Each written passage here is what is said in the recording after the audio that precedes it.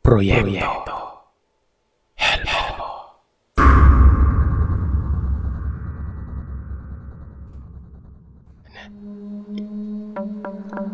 Magsibak ng kahoy, mag-gardening, magwalis sa bakuran, magtanggal ng mga tuyong dahon, maglinis sa isang kusina, maghugas ng pinggan kung kailangan. Take note isang kusina. Siguraduhin ko rin umanong sarado ang mga gate at pangunahing pintuan bago ang gabi. Yun lamang ang trabaho ko. Wala na akong gagawin pa o kakalikutin sa bahay na yon. Bukod sa lamesa o kainan namin at isang kusina. Ang tinatawag pa ni Nanay Aseng na kabilang kusina, tanging ang pamilya Ason lamang umano ang nakakapunta nun. Siya na ang bahala doon. Sa labas din ang tulugan ko malapit sa garahe. Matapos kuhain ni Aling Landa ang bonus niya sa pag-recruit sa akin ay nagpaalam na ito at sinabi niyang siya na daw ang bahalang magsabi sa lola ko na nasa maayos lamang akong kalagayan. Dadaanan niya umano ako linggo-linggo kapag may oras siya. Akala ko yun na yun lahat, yung paalala ni Nanay Aseng. Pero meron pa pala. Dagdag pa ni Nanay Aseng, kapag umaga ay huwag masyadong maingay. Dahil gusto ng pamilyang Ason na tahimik ang paligid nun. Kapag gabi naman, sabay kami ni Nanay Aseng na maghahapunan ng mga 6:00 at bago pa man pumatak ang 8:00, nasa labas na kami. Nakasarado lahat ng pintuan na papasok sa bahay. Manatili na lamang umano ako sa quarters ko. Bahala na kung makikinig ako ng radyo o magpapaantok lamang. Yun lang. Lalabas lamang din daw ako sa umaga kapag gigisingin na ako ng matandang kasambahay na yon. May arenola naman din ako sa loob ng kwarto.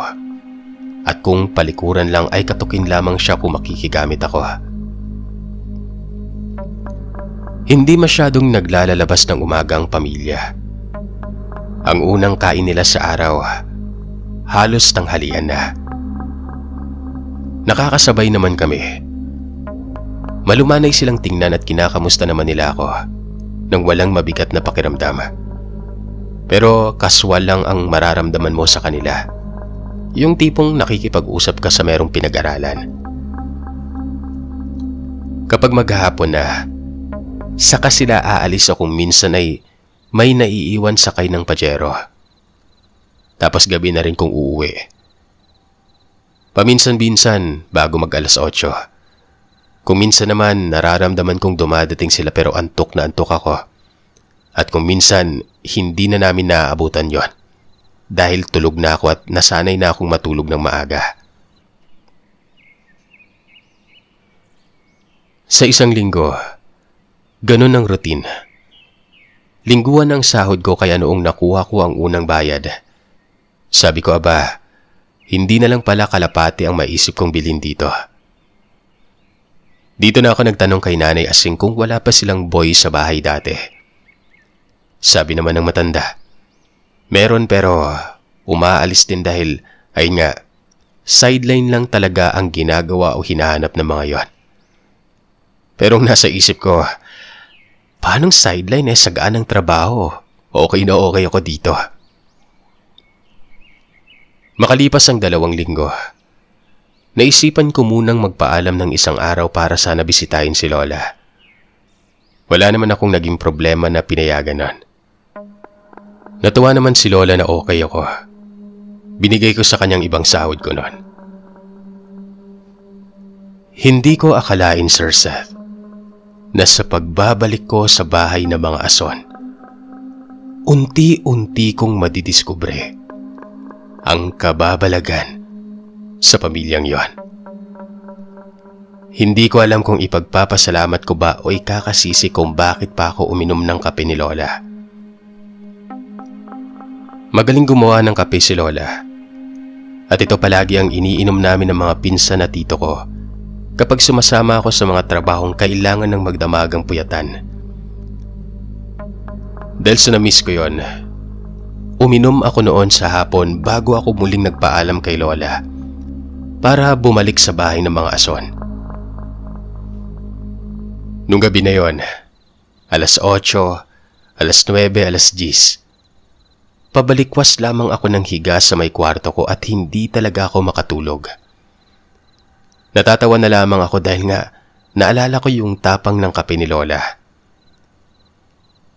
Sa pagitan ng mga oras na ito, mga pasado alas 9 siguro nang maramdaman ko na dumating ang pamilyang ason. Pero hindi nila pinatay ang sasakyan. Pumasok ang mag-iina at ang padre di pamilya ay muling bumalik at umalis. Mag-aalas 11 naman nang muli kong marinig ang pagbabalik ng sasakyan noon. Sinilip ko ito sa maliit na siwang ng bintana at nakita ko ang padre di pamilya nila na bagamat nakapantalon, wala na itong polo. Nakasando na lamang ito at suspender noon. Umikot ito sa likuran ng sasakyan. Binuksan. Pagkatapos ay meron itong hinatak na sako. Kita ko na parang hirap ang padre de pamilya pero hindi ko alam, Sir Seth. Nasa isip ko noon, lumabas kaya ako para tulungan pero para bang napasok ang boses ni Nanay Asing sa utak ko habang sinasabi niya ang mga katagang, "Huwag ka nang lumalabas kapag lalagpas ang alas 8. Kahit na anong mangyari." Pinatay ni Mr. Ason ang kotse. Tuloy-tuloy na hinila ang sako noon. Hindi ko alam. Babalik na lamang sana ako sa pagkakahiga dahil naisip ko na baka mga kung anong pinamili lamang yon sa palengke. Pero nang makita kong biglang may gumalaw doon at nakarinig ako ng boses na tila gustong sumigaw o ungol na para bang may takip ang bibig, napadalawang isip ako. Namamalikmata lamang ba ako, sabi ko, o namali ako ng pandinig noon? Tao ba yun o hindi? Sa pagkakataon na yon, pinalagpas ko na muna si Mr. Ason na makapasok sa loob ng bahay nila. At mga ilang minuto pa ang lumipas ay dahan-dahan akong bumangon at tumabas. Umikot ako sa gilid ng bahay. Laking pasasalamat ko lamang talaga noon na wala silang alagang kahit na anong aso o hayop. Kaya malaya akong nakakapaglakad-lakad sa paligid ng bahay na yon. May narinig akong ingay. Hindi ko alam kung saan patungo o galing pero sinusundan ko lamang ang direksyon nun. Gaya nga ng sinabi ko, Sir Seth, hindi ko alam ang pasikot-sikot sa loob kaya naman kahit na saang parte ng pader, hindi ko alam kung ano yung parte ng bahay na yon. Susunod pa sana ako sa ingay na naririnig ko na tila umiiyak o umuungol nun. Nang marinig ko sa loob ng bahay yung boses ng padre di pamilya na ang sabi, "Gisingin mo nga si Asing. Linisin yung kalat sa labas." Tila ba kinakausap nito yung misis niya. Doon ay dali-dali akong tumakbo pabalik sa kwarto ko at nahiga nun. Mas lalo akong hindi madalaw ng antok. Naalala ko pa na sa susunod na araw pala'y mamalengke kami ni Nanay Asing. Maya-maya pa, naramdaman ko na may naglalakad sa gilid ng kwarto ko. Pagkatapos ay merong anino na sumilip sa bintana noon. Medyo pasara ang bintana ko noon tapos umalis ito. Nang nawala na, sinundan ko ng tingin yon at nakita ko si Nanay Asing. Naglilinis sa likod ng pajero. May pinupunasan siya gamit yung basahan na mayroong tubig sa may batya. Hanggang sa inuunti-unti ang ibang mantsa sa sahig ng papasok ng bahay na kung hindi ako nagkakamali ay mantsa galing sa hinatak na sako ni Mr. Ason. Napaka-weirdo Ano ba talaga ang trabaho ni Mr. Rason? Isa ba siyang mangangaso o ano?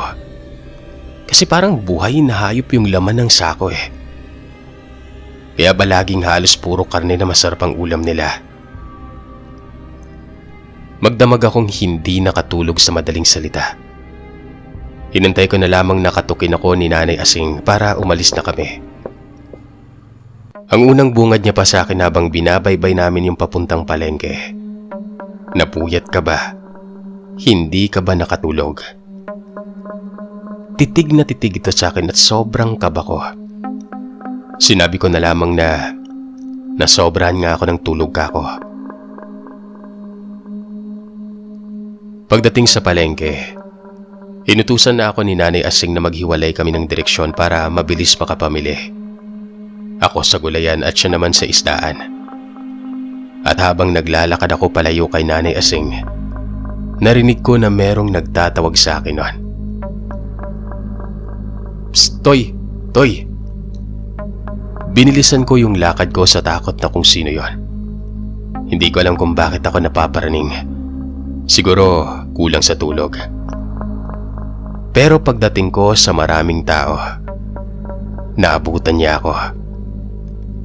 Isa itong lalaki na may hawak-hawak pa na gulay na kung hindi ako nagkakamali, ay isa sa mga tindero sa bukana ng palengke. Masama ang titig na sa akin. Lumingon pa ito at siguro nang makasiguradong wala si Nanay Asing noon. Nagsabi ito ng, "Stay in ka ba kasama yung matanda kanina sa pamilyang pinagtatrabawan mo? Mag-ingat ka, Toy, ha? Umalis ka na habang maaga pa, habang hindi pa ikaw yung kinakatay." Sabay lakad nito sa kabilang parte ng mga taong pasalubong sa akin at balik sa dati niyang pwesto.